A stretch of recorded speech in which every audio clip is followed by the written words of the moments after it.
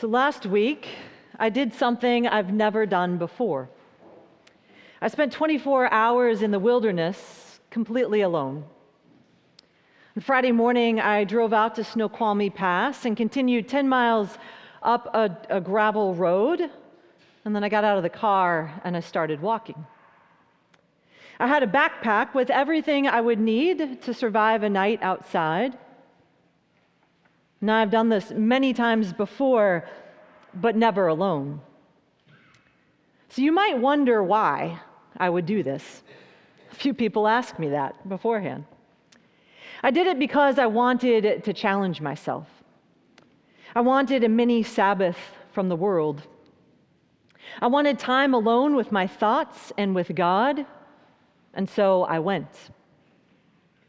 As I started hiking, my thoughts were racing, thinking about church, this sermon, errands needing to be run, phone calls to make, bills that needed paid, an appointment that needed rescheduling.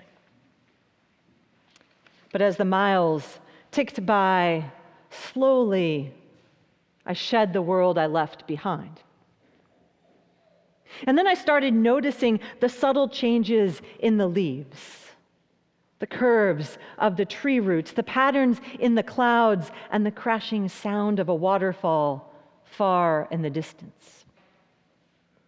I spent the night around 6,000 feet of elevation at Lila Lake, and then the most incredible thing happened. As I stepped out of my tent early Saturday morning, I was greeted by God. The eastern sky was glowing, vivid orange, yellow, and pink like it was alive. The mountains surrounding me on all sides were clear, the lake water still, and the evergreen trees were reflected in the stillness of the water. And the overwhelming beauty of the whole scene stopped me in my tracks. I immediately sat down on a rock to pray, praying thankfulness for a new day, gratitude for this creation, joy upon waking to this miracle. And then in an instant, the colors in the sky faded to gray, and I was left in the cloudy dimness of daybreak. Now, if I'd been at home, I would have probably missed such a spectacular sunrise. I would have been cleaning up the kitchen or getting ready for the day or staring at a screen. But there I was in the middle of God's creation, with my undivided attention fixed on that sunrise. And that's really what this sermon is about. Stumbling as distraction, or disorientation that causes us to lose the path. This sermon is about our attention in a world that seeks to devour and control it. Today's gospel from Luke is an interlude between healing stories. And here in the gospel, Jesus and his followers, including the disciples, they're traveling towards Jerusalem. They're walking along a dusty road on the border of Samaria and Galilee, and as they travel, they pass small villages and olive groves, dry fields, and the occasional Samaritan settlement. Now, today's verses follow the parable that Kelly preached on last week, the one about the rich man and Lazarus. And these verses come just before the story of Jesus cleansing the 10 lepers. And these verses in between, they are kind of a mashup of 4 separate teachings on the topics of accountability, forgiveness, faith, and service. And it begins with this. Occasions for stumbling are bound to come, but woe to anyone by whom they come. Now, some stumbling blocks never change. Inappropriate relationships, hatred, violence, but there are also countless modern stumbling blocks. Now, I have a friend from college who lives in a part of our country where he is politically out of step with his neighbors. And he has confessed to me that one of his favorite hobbies is taunting local politicians or organizations on social media by going online and leaving provocative comments on their Facebook page. Now, he finds it entertaining, but it doesn't actually change anyone's mind, and it only causes others to stumble, and him too. So I want us to consider today the occasions for stumbling in our own lives, especially with regard to our attention. How do you prioritize your attention? Who gets it? How do they get it? When do they get it? Or are you allowing yourself to be seduced by the siren's call? Now, do some of you remember the sirens from the Odyssey? You remember that part of the book? If you don't remember it, Odysseus and his crew, they had to sail past the Sirens' Island, where this beautiful song could draw sailors off course and to their deaths. And Odysseus knew the danger. So as they approached, he had his men plug their ears with wax, and he himself was tied fast to the ship's mast. And as the ship passed, he strained against the ropes, hearing the siren's song, longing to give in, but the cords held him steady. And that was the only way they made it through safely, by guarding their attention against the call that wanted to destroy them. And Jesus warns the same.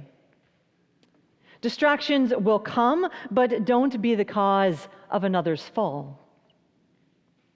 Part of his warning is about the power of distraction, those siren songs that steal our attention and lead us or others off course. Because the sirens are everywhere today. They come in the form of cell phones buzzing in our pockets, the endless notifications and alerts. They come in the constant stream of emails, the ads that follow us around the internet, the one-click ease of ordering anything we want. The sirens sing from politicians and news outlets, from social media and streaming services, from businesses, nonprofits, and even the church. Everyone wants a piece of our attention. And the truth is, the most important decisions we make each and every day are about this: about who, what, and where we will give our attention. For about 10 years, one of the biggest sirens in my own life was social media. It was something I was just in the habit of. I would look at it every single day. I would scroll and click and give away little pieces of my focus. Until the Feast of Epiphany, this past January, when I realized I wanted to direct my attention somewhere else. So I deleted all of my accounts on social media. Just like that, I wiped them away. And you know what? It was the best decision I ever made. It felt like receiving a gift, a chunk of my attention that was suddenly freed up, ready to be given back to God, back to my family, and back to you, and to my dog. She is grateful for. To the things, that might be my dog, the things that really matter. So my exodus from social media was impulsive, it was severe, and I'm not saying that everyone in this room needs to run away from TikTok and Instagram. That's not what I'm saying. But I am saying that it's worth taking an honest look at what you allow to capture your attention, and in what ways you demand others' attention. If you aren't happy with how you allocate your attention, start with something small. Replace one small habit with a different one. Maybe one example is making a paper list of things you need throughout the week rather than picking up your phone and ordering them on Amazon the moment they pop into your head. The occasions for stumbling are different for each of us, and they are bound to come. We cause stumbling when we pull others off course, when we steal their attention, or when we let ourselves be pulled away from what matters most. Distraction doesn't just hurt us. It ripples out into our families, our communities, even our church. That's why Jesus takes it so seriously. Guard your attention. Guard the attention of those around you. Because what you give your attention to shapes your life. So take inventory of your life. Where is your attention going? What are your daily or weekly habits? How do you prioritize your relationship with God? Or prioritize your relationship with your family, your friends, your pets, with your own health and rest? Where is your attention now, and where do you want it to go?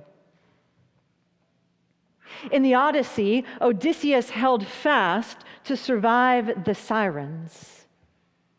And he was able to do it because his community held him accountable. In the same way, we hold fast to Christ because our community, this community, holds us accountable. So this week, as you head into your week, your attention will be pulled in a million directions. Hold fast. Give it where it matters, for your attention shapes your life.